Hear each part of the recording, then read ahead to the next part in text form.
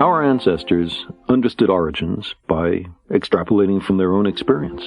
How else could they have done it? So the universe was hatched from a cosmic egg, or conceived in the sexual congress of a mother god and a father god, or was a kind of product of the Creator's workshop, perhaps the latest of many flawed attempts. And the universe was not much bigger than we see, and not much older than our written or oral records, and nowhere very different from places that we know. We've tended in our cosmologies to make things familiar. Despite all our best efforts, we've not been very inventive.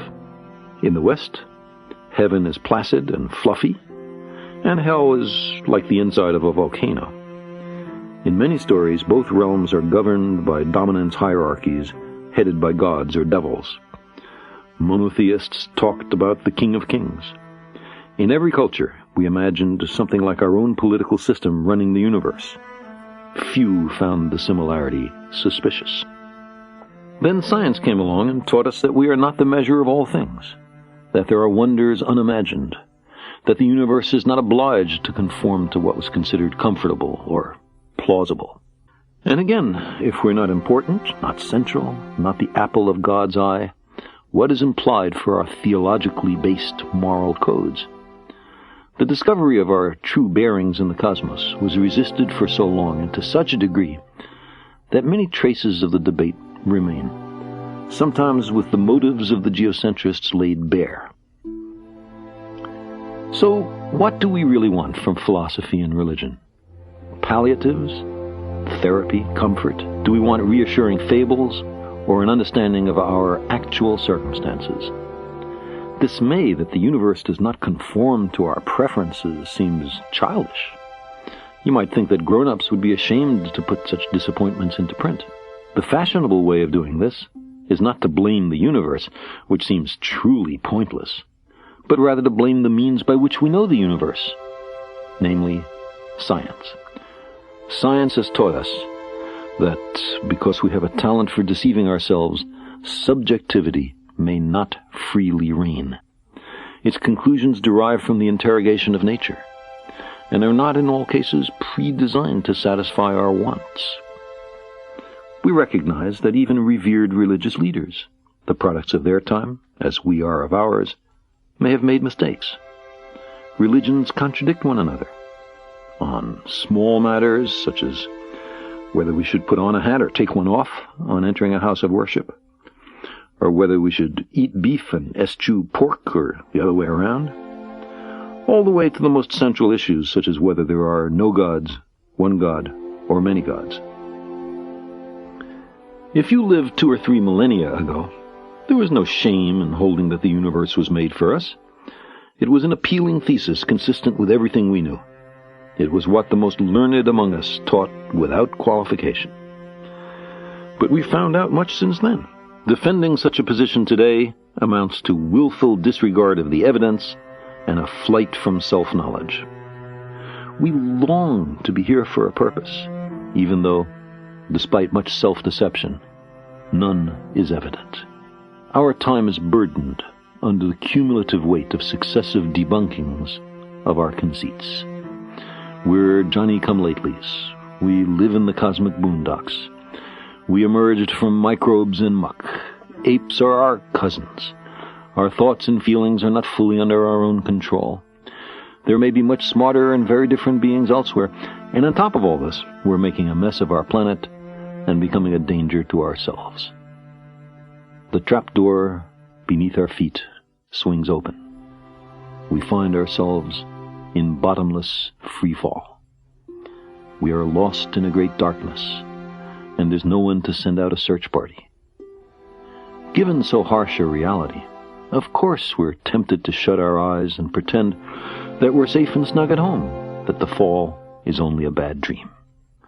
Once we overcome our fear of being tiny, we find ourselves on the threshold of a vast and awesome universe that utterly dwarfs, in time, in space, and in potential, the tidy anthropocentric proscenium of our ancestors. We gaze across billions of light years of space to view the universe shortly after the Big Bang and plumb the fine structure of matter, We peer down into the core of our planet and the blazing interior of our star. We read the genetic language in which is written the diverse skills and propensities of every being on Earth. We uncover hidden chapters in the record of our own origins. We invent and refine agriculture, without which almost all of us would starve to death. We create medicines and vaccines that save the lives of billions. We communicate at the speed of light and whip around the Earth in an hour and a half. We have sent dozens of ships to more than 70 worlds and 4 spacecraft to the stars. To our ancestors, there was much in nature to be afraid of. Lightning, storms, earthquakes, volcanoes, plagues, drought, long winters. Religions arose in part as attempts to propitiate and control, if not much to understand, the disorderly aspect of nature. How much more satisfying had we been placed in a garden custom-made for us, its other occupants put there for us to use as we saw fit. There is a celebrated story in the Western tradition like this, except that not quite everything was there for us. There was one particular tree of which we were not to partake, a tree of knowledge. Knowledge and understanding and wisdom were forbidden to us in this story. We were to be kept ignorant. But we couldn't help ourselves.